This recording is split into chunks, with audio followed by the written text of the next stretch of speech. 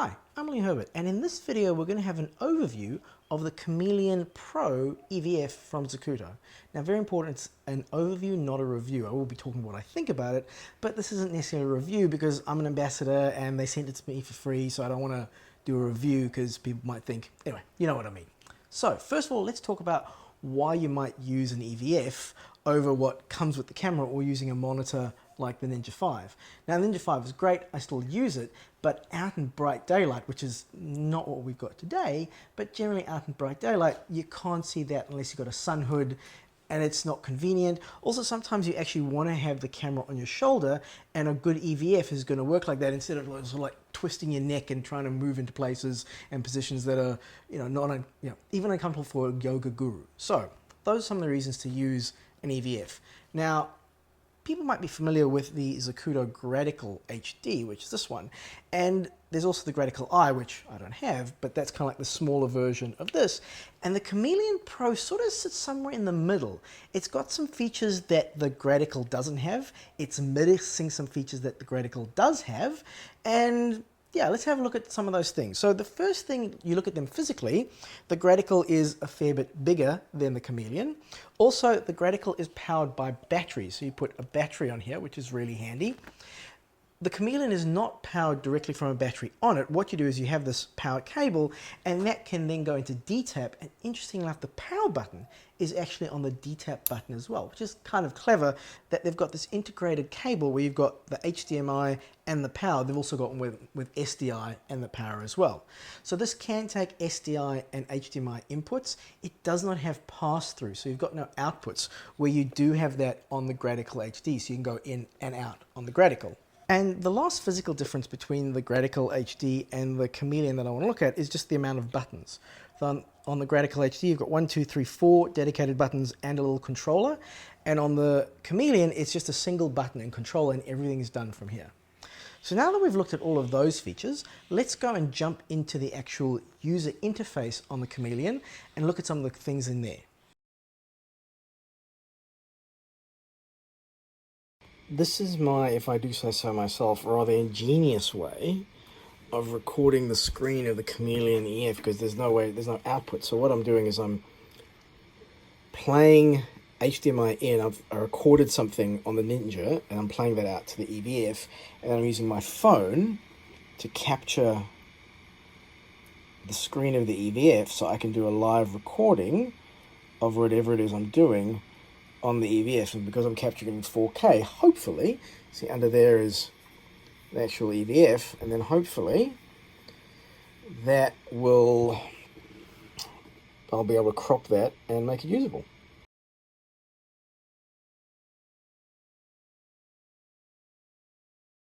So here we are looking at the actual interface of the Chameleon Pro, and the first thing I want to point out to you is how you can see in the bottom left hand corner I've got a waveform going on there, and I really like having a waveform up while I'm shooting because it gives me a really good way of seeing whether I'm overexposing or what have you, just while I'm looking at my image. You can turn that off obviously, but I really like having it on. You can have a histogram as well, but I prefer having the waveform. Now, the first thing to get into the menu, push down on the little button, on the little sort of joystick button.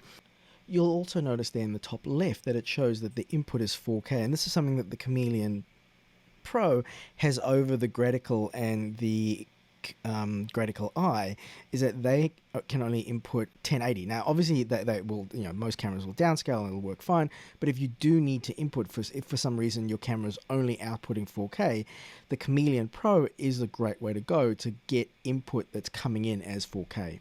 And this is where I actually have my first gripe, and probably my only real gripe with the Chameleon Pro, is that the UI is different from the Gradical or the I, in the sense that when I push down, so let me show you what I mean. I push down on the button, and then I push to the side to get into the menu, and then I go over to this, and now to select it, if I push down, that doesn't select it. That gets me out of the menu. To select that option, I move to the right, I move to the right, and then I move to the right again to select that option, and then I can move down on the option, and it turns it on and off and goes through the selections, and then when I push down on the button, it gets me out of the menu again. So again, it's not a big deal, and if the Chameleon is the only unit that you're using, it's not a problem at all. But if you're going between the Chameleon and the Gradical, that muscle memory sort of confuses you a little bit, or the change in the muscle memory can confuse you a little bit. But anyway, having said that, let's get into the menu and have a look at some of the options that you've got in here. So I go into the menu, and the first option you see is all of the display options.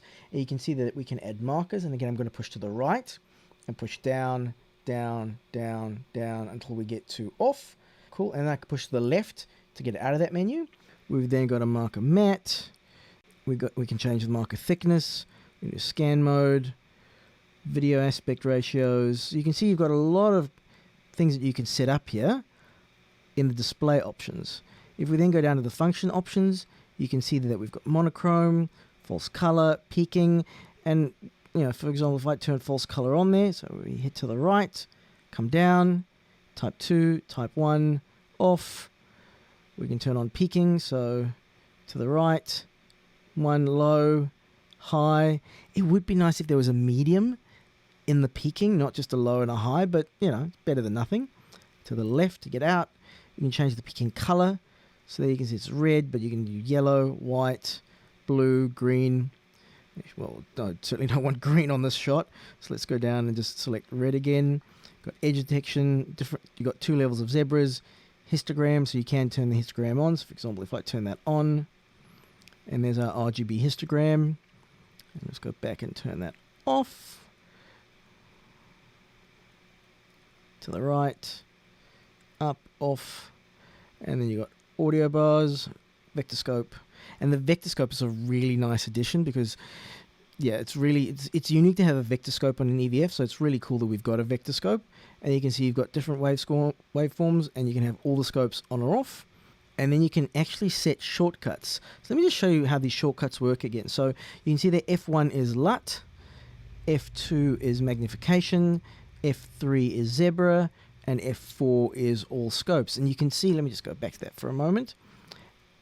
And you can see there that it's got a direction. So if I push left on so just when I'm just sort of in there, if I push left on the joystick, it's going to activate my LUT. If I go up, it's going to do magnification, right, zebras, and so on. So if I push up, that activates my LUT. If I push down, that brings up all my scopes. And you can see this is quite cool because you can have all your scopes on at the same time. And if you push to the left, that changes your histogram. And if you push to the right, that changes your waveform. And if I push down, that turns it off. So that's a really handy thing. You can very quickly just sort of go up to the joystick. And what I like about the fact you do this with the joystick is it's a physical thing. So it's not you can do it in the menu, but you can do it with a physical button as well, which is really handy to quickly bring up your scopes so you can check what's going on there. So let me just turn that off and let's go back into the menu. And then you've got your LUTs. You can see there that I've got a LUT turned on, but I can change that LUT. So again, I go to the right and I can select a different LUT, and these are just custom LUTs that I've installed. So to install a custom LUT, you come down to LUT import, and if you've got, it's initialized, but obviously I don't have my USB plugged in, so there's nothing there, so that failed. But that's how to install a LUT. Then when we go into basics, you've got magnification volume, backlight, color, all that jazz, and finally you've got your basic sort of, language, fan, all that kind of stuff. So that's the user interface. I think my favorite feature is being able to sort of push down and get all your scopes really quickly, check whatever it is you're checking, and then push down again and turn the scopes off. So this is exceptionally useful for working with the EVF. And that's a quick look at the interface of the Chameleon Pro.